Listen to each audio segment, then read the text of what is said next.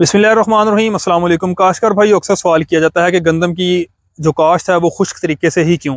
एक वीडियो में पहले भी बेहतरीन तरीका जो है गंदम की काश्त का अपलोड कर चुका हूँ, लेकिन अब थोड़ा सा इसको मजीद कह रहे हैं कि इसकी वजाहत करूँगा।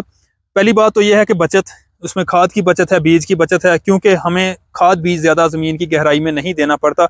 और गंदम की बिजाई में जितना खाद और बीज आपके कम गहराई में होंगे उतना ही आपको ज़्यादा फ़ायदा होगा। टिलरिंग अच्छी होगी, आपके पौधों की झाड़ अच्छा बनेगा, सिटों की तादाद अच्छी होगी, तो अल्टीमेटली आपकी पैदावार भी अच्छी होगी। उसके अलावा जो मेन चीज़ है वो है जड़ी बूटियों का कंट्रोल, जो सबसे अहम है। हमें जो है वो दो तरह के मसाइल का सामना करना पड़ता है जब हम बत्तर काश करते हैं। पहला तो अगर हम बत्तर काश करते हैं तो ऐसी जड़ी बूटियां जो गंदम के साथ ही उगाती हैं, अगर हम पहले पानी के बाद उनको स्प्रे करते हैं तो वो जड़ी बूटियां जो पहले पानी के बाद उगती हैं उनको कंट्रोल करना मुश्किल हो जाता है।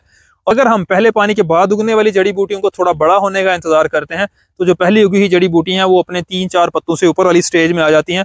उसके बाद अब क्या होता है, या तो जड़ी बूटियों का हमें जो है वो अच्छा कंट्रोल हासिल नहीं होता, अगर हम जो भी जड़ी बूटी मार जहरें हैं उनकी मिकदार बढ़ाते हैं तो फिर फसल पे स्ट्रेस आता है। तो ऐसे मसाइल को निबटने के लिए हमारे पास जो बेहतरीन तरीका है वो खुश्क तरीका काश्त का है। जहाँ पे ज़मीनें अच्छी हैं वो तो पहले पानी के बाद सारी जड़ी बूटियाँ वहाँ पे उग आती हैं। और आप क्या करें कि बिजाई के 25 दिन के बाद स्प्रे करें खुश्क बत्तर में, ट्राई अल्ट्रा का स्प्रे कर दें आप। मौसर है, मैंने ट्रायल किए हैं पिछले साल, उसी की बुनियाद पे आपको सजेस्ट कर रहा हूँ। सस्ता भी है और सारी जड़ी बूटियों का बेहतरीन आपको कंट्रोल मिलेगा। तो ट्राई अल्ट्रा का स्प्रे करें 25 दिन के बाद, 28 दिन या 30 दिन की फसल पे। उसके बाद आप 2-4 दिन बाद अपनी फसल को पानी लगा दें, जड़ी बूटियाँ कंट्रोल हो जाएंगी और खुराक जो आपने ज़मीन में दी हुई है वो पौधे बेहतरीन तरीके से इस्तेमाल करेंगे।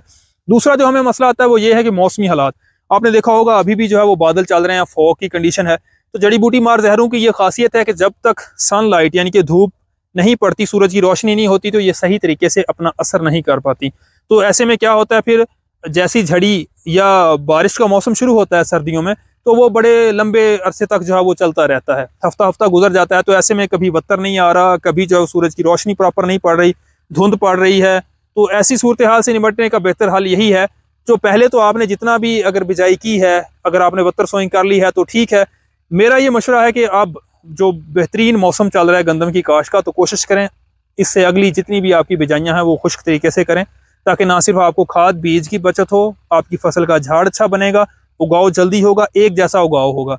और उसके साथ ही जो है वो जड़ी बूटी मार जहरें जो हैं वो बेहतरीन और एफिशिएंट रहेंगी। आप कम खर्च में नोकीले और चौड़े पत्ते वाली दोनों जड़ी बूटियों को बायक वक्त कंट्रोल कर सकेंगे, फसल का झाड़ अच्छा बनेगा।